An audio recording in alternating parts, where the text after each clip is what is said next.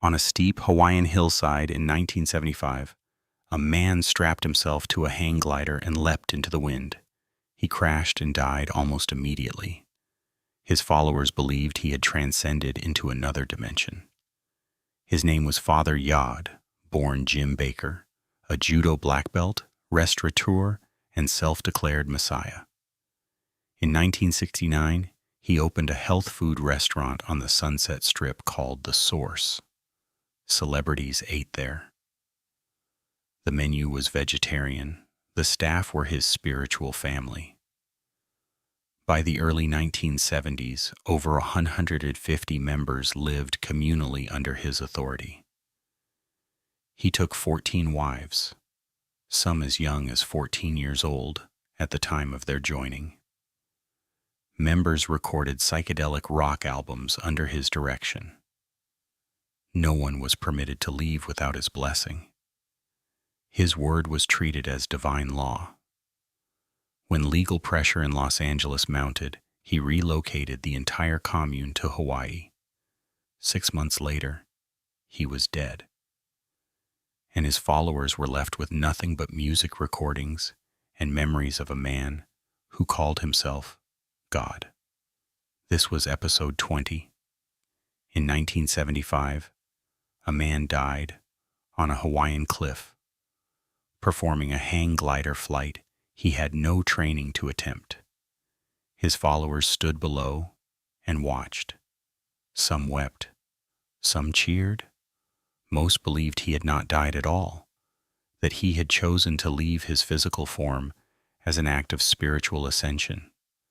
His name was Father Yod, and for nearly 6 years, over 150 people had organized their entire lives around his authority. Born James Edward Baker in Cincinnati, Ohio, in 1922, the man who became Father Yod had an unusual biography even before he claimed divinity. He was a decorated World War II veteran. He held a black belt in judo. He was convicted of manslaughter in 1953 after killing a man with his bare hands during a fight. He ran a successful health food restaurant in Los Angeles through the 1960s. He was handsome, physically imposing, and magnetically charismatic. In 1969, he opened a new restaurant on the Sunset Strip called The Source. It became one of the most fashionable dining destinations in Los Angeles. Warren Beatty ate there. John Lennon ate there. The staff wore white robes. And Jim Baker, who had begun calling himself Father Yod, presided over them like a patriarch. What started as a restaurant staff became a commune. Members moved into a large mansion in Los Feliz. Baker taught that he was a living avatar of God consciousness, a vessel of divine masculine energy in the dawning Aquarian age. He took 14 wives simultaneously, with members understanding that spiritual progress was mediated through intimate connection with him. Some of the women were teenagers when they joined. Children born in the commune were raised collectively. The group recorded psychedelic rock albums under the name Yahowah 13. Baker produced over 60 albums in roughly 3 years. Music, communal meals, meditation, and absolute deference to Father Yod structured every hour of daily life. Members recall an atmosphere of genuine warmth and total psychological dependency. By 1974, Los Angeles authorities were taking increasing interest in the commune. Baker announced that the family would relocate to Hawaii. All 150 members followed him to Kauai within weeks. The transition was difficult. The commune had no sustainable income in Hawaii. Members struggled. Baker grew restless. On August 25, 1975, despite having no hang gliding experience, He strapped himself into a glider on a hillside above Hanalei Bay and launched. He crashed almost immediately upon takeoff. He died 9 hours later. He was 83 years old. His followers, suddenly leaderless on an island with dwindling resources, dissolved within months. Most returned to mainland life. Some never psychologically recovered.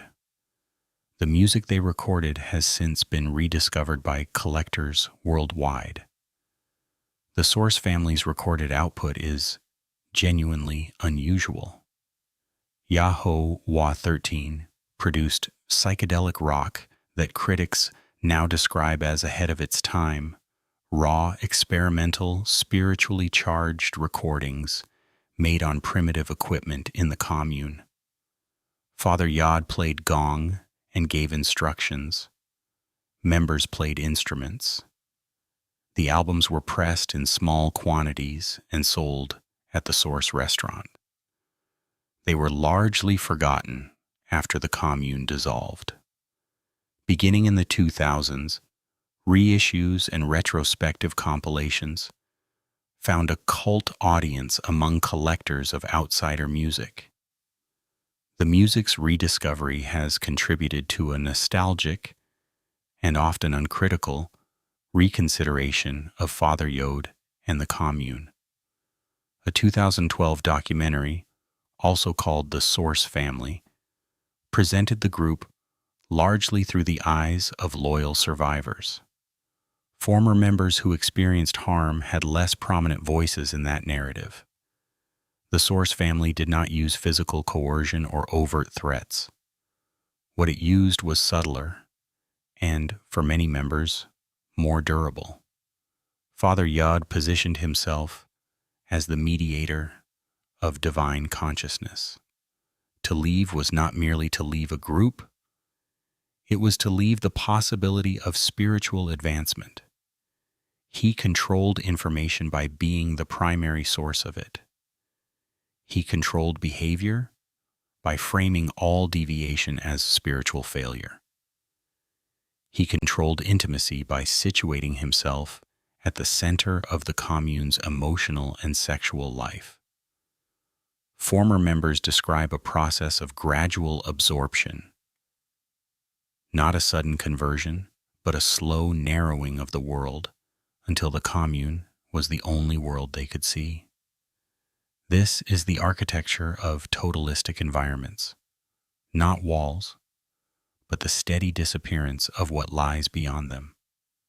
Father Yod's 14 wives occupy a complex place in the historical record. Some have spoken publicly about their experiences with genuine warmth toward Baker and what they describe as a transformative period of their lives. Others have described coercion, an atmosphere in which refusal of Baker's attention carried spiritual consequences no young woman inside the commune was equipped to navigate. The diversity of survivor accounts does not resolve into a simple verdict. It reflects what researchers know about totalistic environments, that the same institution can produce radically different experiences depending on one's proximity to power, the particular moment of membership, and the psychological resources brought in before the group began its work. Father Yod's death by hang glider, an activity he had never trained for, has been interpreted by remaining devotees as a conscious spiritual exit. The documentary record does not support this interpretation clearly. What it shows is a man in his 80s, restless and increasingly disconnected from daily commune operations, who made a decision consistent with a life of physical risk-taking and ego certainty. He died. His followers were left in Hawaii with no legal standing, no significant assets, and no plan. The emotional devastation was compounded by the framing, "How do you grieve the death of someone you believed was God?" Many former members have spent decades answering that question. The Source family has been repackaged as a piece of Los Angeles countercultural history, eccentric, colorful, and mostly harmless in the popular imagination. This framing is incomplete. Children were raised in an environment where the authority structure was absolute, and external reality was defined by one man's claims. Women participated in a sexual hierarchy they had not negotiated freely. Members gave years, sometimes decades, of their most formative time to a project that dissolved the morning its leader crashed a hang glider into a hillside. The Source family is not a cautionary tale about a monster. It is a cautionary tale about charisma, isolation, and what happens when a community builds its entire reality around the certainty of one person's special knowledge. When that person dies, the knowledge dies with them, and the people left behind have to rebuild a world from scratch. This was episode 20 of the Mind Control Archives.